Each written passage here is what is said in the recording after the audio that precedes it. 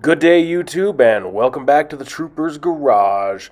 In today's episode, I'm going to be showing some touch-up to the Rhino lining on my worn bumper that I did last year. I'll go ahead and leave a link down in the comments in case you haven't seen that video. But remember when I was putting that Rhino lining on, I was telling everyone how tough and durable it was and easy to fix if you needed to do so. And well, guess what? Divine Providence has given me an excuse to fix it. The old Trooper's Jeep was parked out at the movie theater the other night watching the new Batman movie, and someone rear-ended him. They were nice enough to leave a note and say if there's any damage, they'd take care of it. So I do appreciate you doing that, Rocky, if you're out there watching.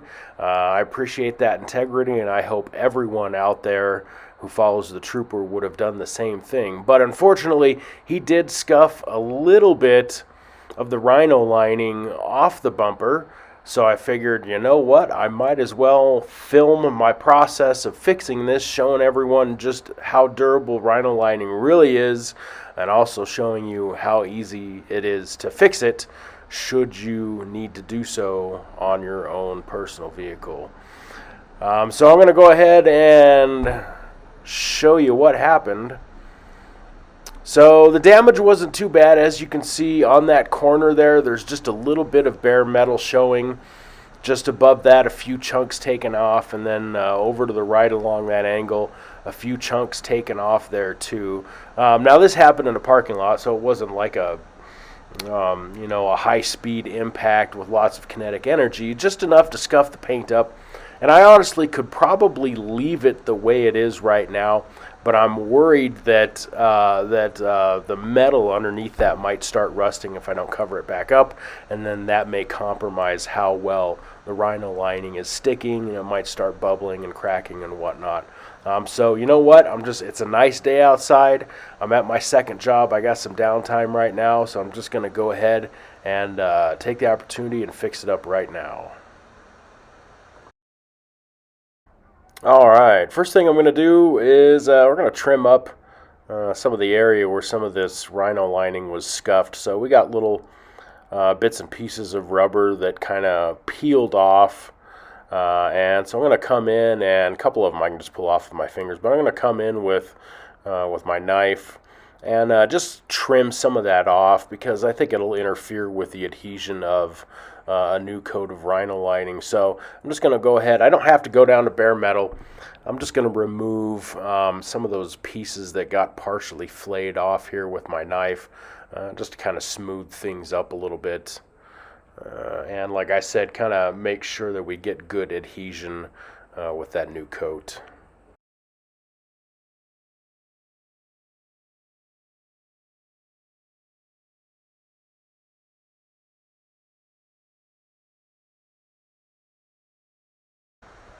Second part of the prep process is going to be cleaning the previous layer of the Rhino lining. Now that I've trimmed away some of that rubber that got all scuffed up, we need to clean this area. I already washed the bumper with soap and water, but soap and water just isn't enough to get a lot of those chemicals used in the road salts when it's snowing and all the other dirt and grime out. So we're going to clean this up with some denatured alcohol. I thought about using acetone and lacquer thinner, but honestly, I was concerned that those two substances might actually damage the previous layer of the Rhino lining. So I don't want to do that. I have used denatured alcohol or rubbing alcohol to clean things like this before. It does a wonderful job. It dissolves all the dirt and grime and everything that's going to be in the texture of this. It will not leave a film behind that will interfere in adhesion, and it evaporates really quickly. So that's going to be my cleaning substance of choice. I'm going to put some of that on an old toothbrush, and then I'm going to use that to just scrub, really get into that texture, get all that dirt out of there. I'm going to follow it up with a cotton rag. I'm just going to dab it dry just to kind of decrease the drying time. I'm not going to wipe it with the rag because that's probably going to leave some lint and string behind and whatnot. I'm just going to dab it. I'm going to do this entire process twice, so I know I'm absolutely positively certain that I have a nice clean surface for that new coat to adhere to.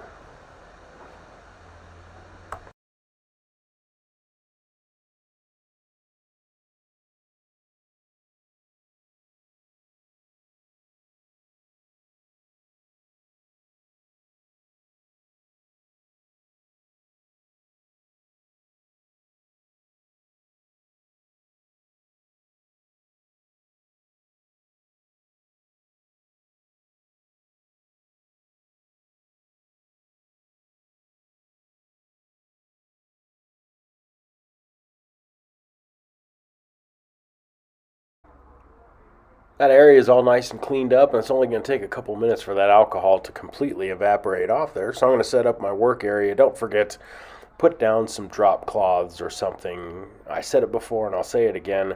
This stuff gets everywhere. You don't want it on anything. You don't want it on your clothes or on your carpet or anything else because it is very difficult to clean. So I just have an old trash bag right now. I'm going to set this up.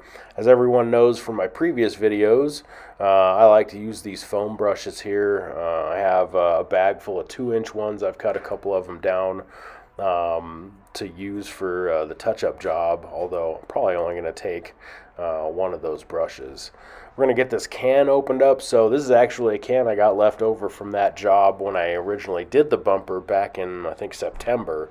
So it's pretty important to keep the lid and the little groove where the lid goes clean, because if you don't get that can to seal up, this stuff will dry. And that's a bummer because it's pretty expensive. So I like to keep that area nice and clean when I'm done so I can get that lid to seal back on there and reuse this stuff as needed. And I'm glad I did because I only need a little bit today. I'm going to grab me some paper towels here. I always need those. Now I am going to use a little bit of acetone, or I should say have some acetone on hand should I need to clean anything up, like my tools, or if I get some drops somewhere where I don't need it. Don't forget too, this stuff settles and it becomes really goopy down at the bottom, so get yourself a stirring stick way all the way down at the bottom of the can and stir up. Bring up all those little chunks and pieces of rubber. Stir this up real good. I'm going to give it about a good minute right here to make sure it's all thoroughly mixed before I start applying it. And as all of you know, if you watched the previous video, I actually like to transfer the paint into a cut-in cup or a different container that's a little bit easier to hold, a little bit easier to work with rather than just dipping into the can itself. And we're just doing a little touch-up today, so it's not going to take much. I'm just going to drip a little bit in there.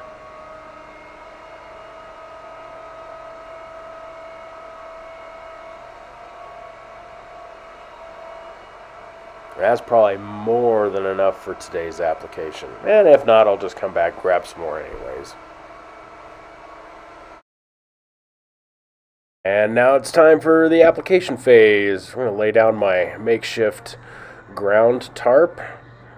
As you can imagine, this is pretty much going to look like the original application phase I did on the other video, except just kind of a smaller version of that. More scaled back, I guess, would be a better term.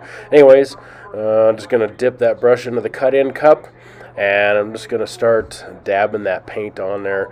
The rough texture isn't going to allow me to paint it on like regular paint, so I'm just going to start dabbing. Also, I don't want the new coat to just kind of sit on top of the old one. I kind of want it to get into all those little bumps and grooves and all the pores, if you will.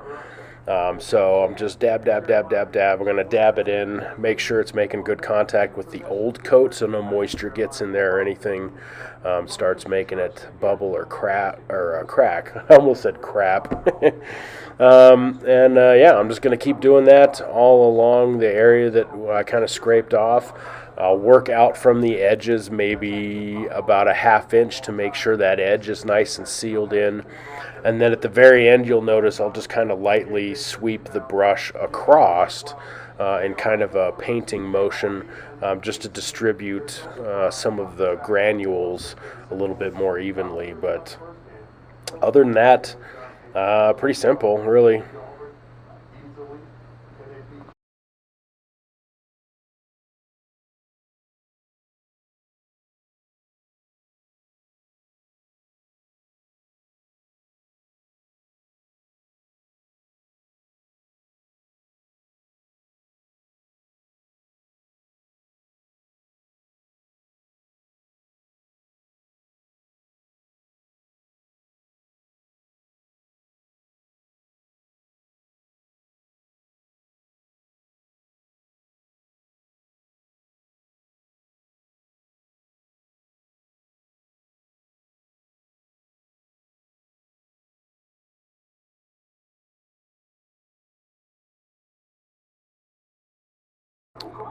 That concludes the application process. Pretty easy. I'm going to go ahead and return the leftover Herculiner back into the can and use it on the next project, which is more than likely going to be that front bumper that was showcased in my rear bumper video. It needs to be completely refinished.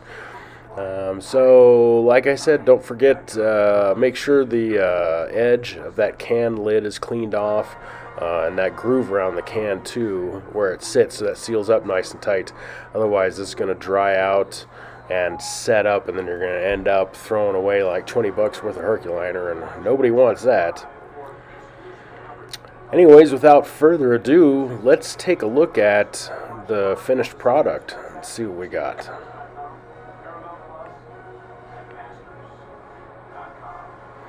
And there it is, looking pretty good. The new Herculiner is virtually indistinguishable from the old Herculiner. In the right lighting, you can kind of tell because it's a few shades darker, but I'm going to tell you what, a couple trips up to the mountains, a couple of washes, a few days in the sun, and that's going to fade to that kind of dark gray, and it's going to meld right in. No one's even going to be able to tell that we put a new coat on top of the old one. And if we did it right, it'll seal up and no moisture will get in there and make it bubble or anything else. So anyways, for all of you in the comment section kind of asking, how durable the Herculiner is, how easy it is to fix if it gets scratched or chipped, I hope this answers your questions. As you can see, it's pretty durable. Like I said, the Jeep got rear-ended in a parking lot last night and a few chips were taken out, but other than that, didn't really sustain any damage. And as you can see, about 30 minutes worth of work, and it looks like the day that I finished it. So keep those comments coming. If you have any questions, I'll answer them as soon as I can get to them. But other than that, that's all we got for this episode. So I hope you're having a wonderful day, and this is Trooper 134 signing off.